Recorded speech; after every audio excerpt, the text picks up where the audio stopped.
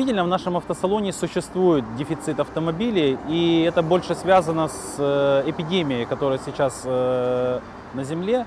Не только в нашем салоне эта проблема, также и коллеги с других салонов переживают эту проблему очень.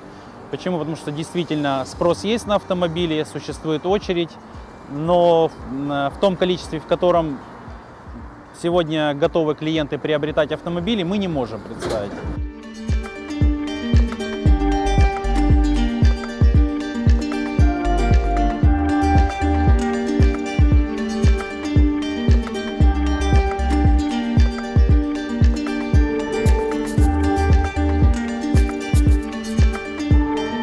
Основная причина сокращения производства автомобилей – это микросхемы, которые используются в автомобиле как за 500 тысяч, так и за 20 миллионов рублей. Производят эти схемы всего несколько заводов в мире, которые сократили производство этих чипов. Мы считаем, что причина в этом.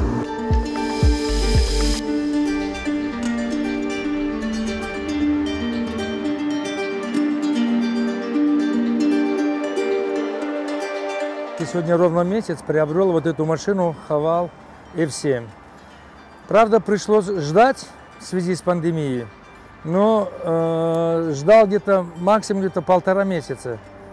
Я доволен, что я дождался ее и получил именно тот автомобиль, который я хотел. Вот пришел на тест-драйв, давно хотел сюда попасть, очень бешеное желание приобрести данный автомобиль.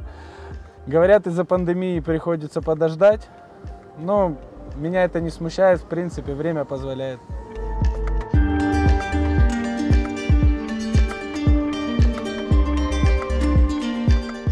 Пандемия ощущается в легкой степени. У нас активно работает отдел сервиса. Клиенты приезжают на обслуживание автомобилей, а также менеджеры тоже продолжают работу в онлайн-режиме и с клиентами, которые приходят в автосалон, хотя их немного меньше.